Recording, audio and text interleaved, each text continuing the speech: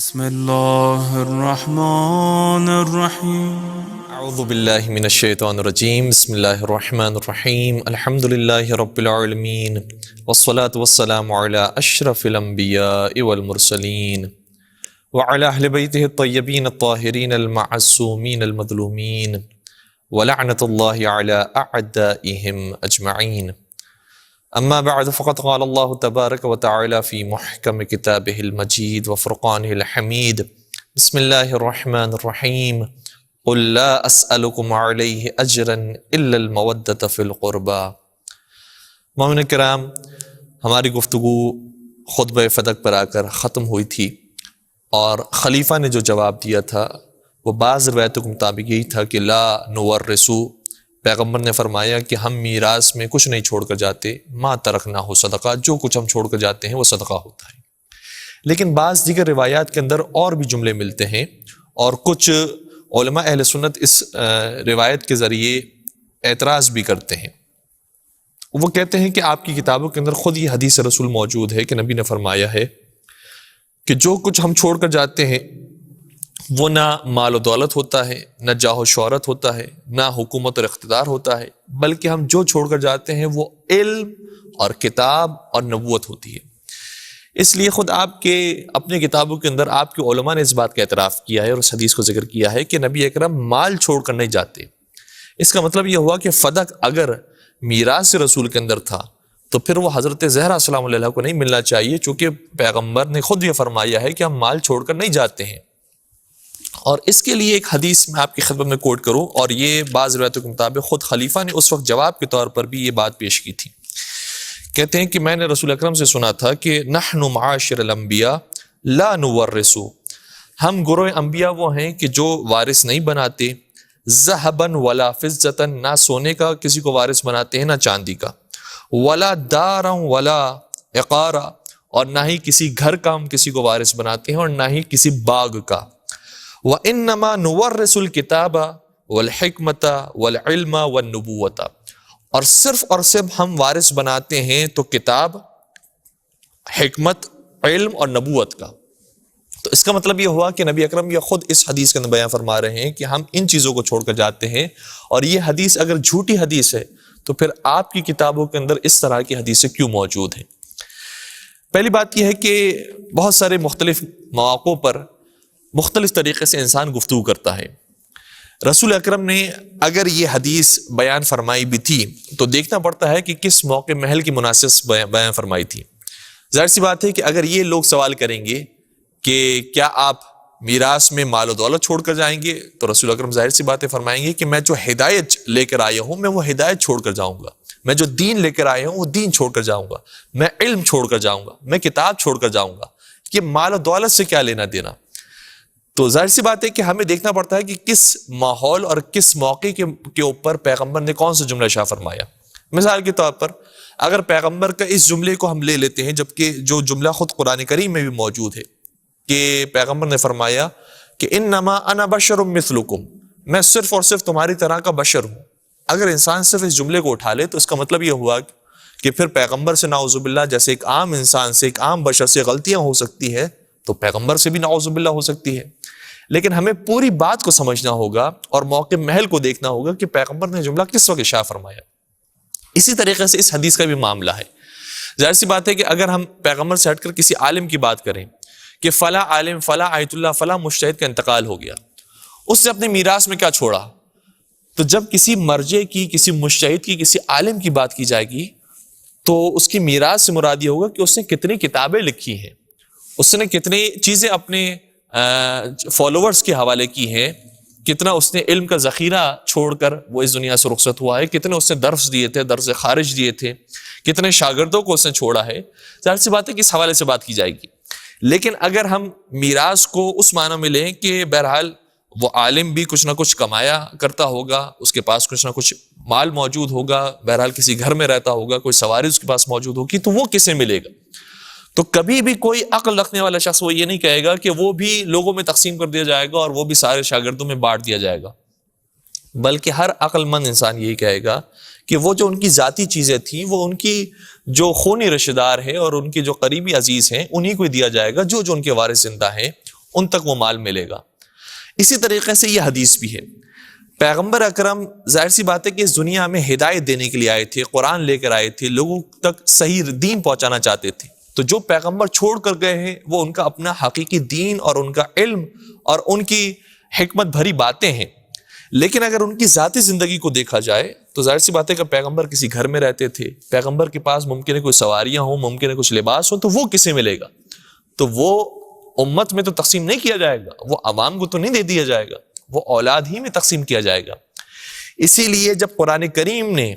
وراثت کے مسئلے کو بیان کیا ہے اور حتیٰ انبیاء کی وراثت کے مسئلے کو بیان کیا ہے تو بالکل صراحت کے ساتھ بیان فرمایا، وَوَرِثَ سُلَيْمَانُ دَاوُودَ،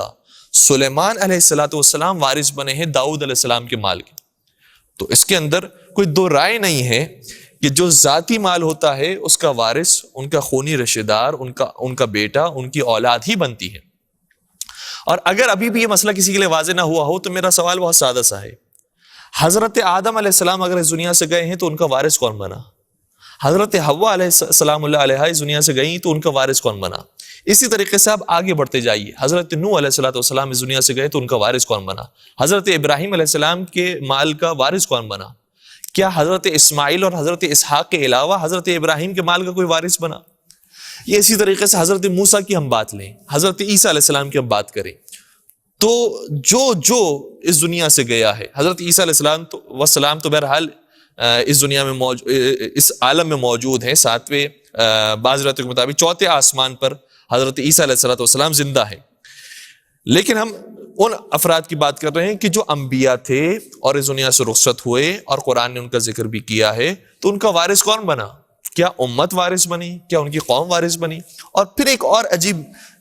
بات یہ ہے کہ خود نبی اکرم وارث بنے ہیں اپنے والد اور اپنے والدہ کے مال کی۔ جب ان کے والد حضرت عبداللہ کا انتقال ہوا تو اس مال کے وارث حضرت محمد مصطفیٰ صلی اللہ علیہ وآلہ وسلم بنے۔ حضرت آمنہ سلام اللہ علیہ کا جب انتقال ہوا تو ان کے وارث حضرت محمد مصطفیٰ صلی اللہ علیہ وآلہ وسلم بنے، اور کوئی اور وارث نہیں بنا۔ اور یہ روایت بھی احکام السلطانیہ میں علامہ مردوی نے لکھی ہے، جو اہل سنت عالم دین ہے، انہوں نے اپنی کتاب کے اندر اس روایت کو لکھا ہے۔ تو جس سے ظاہر یہ ہوتا ہے کہ ظاہر سی بات ہے کہ ہر ذاتی ملکیت رکھنے والا شخص اس کے جب موت کا وقت آئے گا تو اس کے وارث اس کی اولاد بنے گی۔ لیکن یہ حق جب چھینا گیا تو اب سوال یہ ہے کہ حضرت فاطمہ زہرا نے باغ فدق کی خاطر کیوں اتنی تقویٰ کی؟ وہ تو خیرات میں مال دے دیا کرتی تھی، وہ تو مال تقسیم کرنے والی تھی۔ ان کے بارے میں تو قرآن کی آیت آئی ہے، وَيُطْعِمُونَ الطَّعَامَ عَلَىٰ حُبِّهِ مِسْكِينًا وَيَتِيمًا وَأَسِيرًا، وہ اللہ کی محبت میں یتیم، مسکین اور اسیر کو کھانا کھلاتے ہیں۔ تو اگر باغ فدق لے بھی لیا تھا تو فرق کیا پڑتا ہے اس سے بی بی کو؟ کیوں باغ فدق کے لیے اتنی بی بی نے تقویٰ کی؟ اس کا جواب بہت واضح ہے، اور اس کا جواب خود ابن ابی الحدید معتزلی نے اپنی کتاب شرح نہج البلاغہ میں بھی لکھا ہے۔ کہتے ہیں جب میں نے اپنے بابا سے سوال کیا، میں نے اپنے استاد سے سوال کیا کہ یہ بتائیے حضرت فاطمہ زہرا باغ فدق کے لیے کیوں اتنا زیادہ پریشان ہوئی اور کیوں اتنا زیادہ خلیفہ کے دربار میں گئی، تو میرے استاد نے بڑے خوبصورت جواب دیا کہ حضرت فاطمہ زہرا کو ایک باغ کی پرواہ نہیں تھی،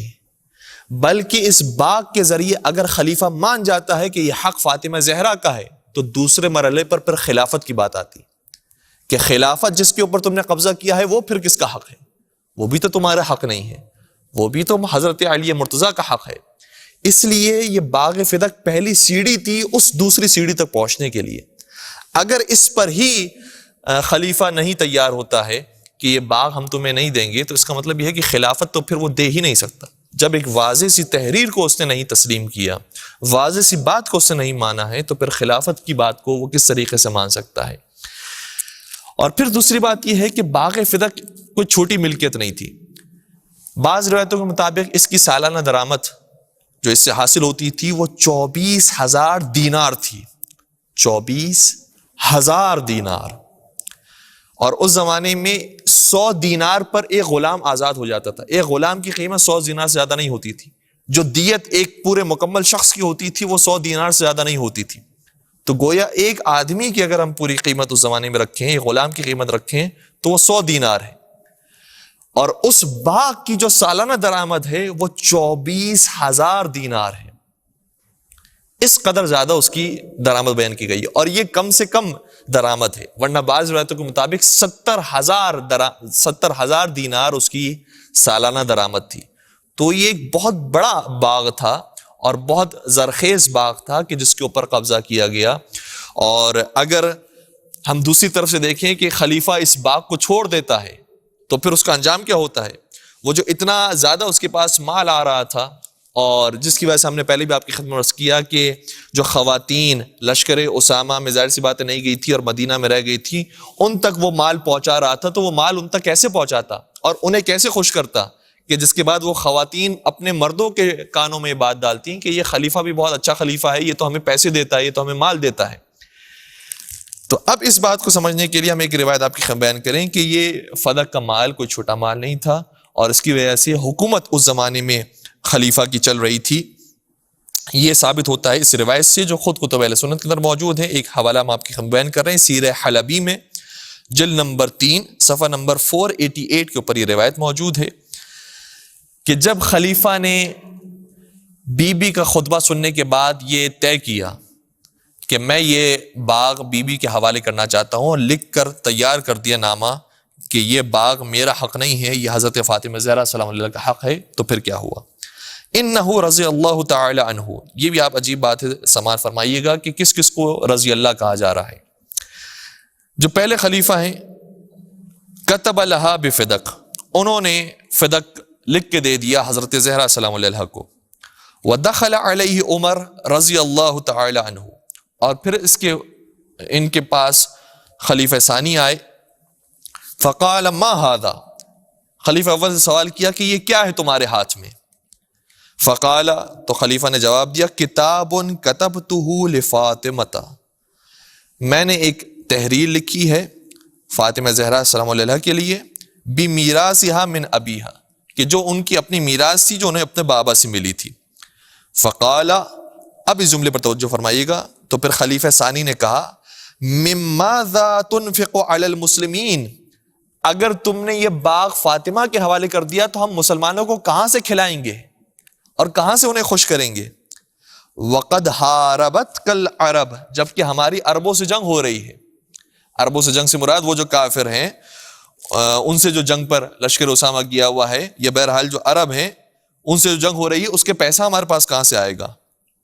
قد حاربتک العرب کما ترى، تم جانتے ہو کہ عربوں سے ہماری جنگ ہو رہی ہے۔ ثم اخذ عمر الکتاب فشقہ، پھر خلیفہ ثانی نے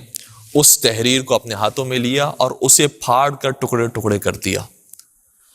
یہ روایت ہماری کتاب میں نہیں، خود کتب اہل سنت کے اندر موجود ہے، اور میں تمام برادران اہل سنت سے اور تمام مسلمانوں سے درخواست کروں گا کہ وہ اپنی کتابوں کا مطالعہ کریں، کسی کے اوپر اندھا بھروسہ نہ کریں جب تک کہ کتاب کے اندر کوئی روایت کو نہ پائیں، اور مختلف ذرائعوں سے بات کو تحقیق کرنے کے بعد کسی نتیجے پر پہنچیں۔ اور پروردگار سے ہم دعا کرتے ہیں کہ پروردگار ہمیں بھی صحیح تحقیق کے ساتھ اپنی بات کہنے کی توفیق عطا فرما، اور تحقیق شدہ بات کے اوپر عمل کرنے کی توفیق عطا فرما، اور حضرت فاطمہ زہرا کی محبت کے ساتھ جینا اور مرنا نصیب فرما۔ وآخر دعوانا ان الحمد للہ رب العالمین۔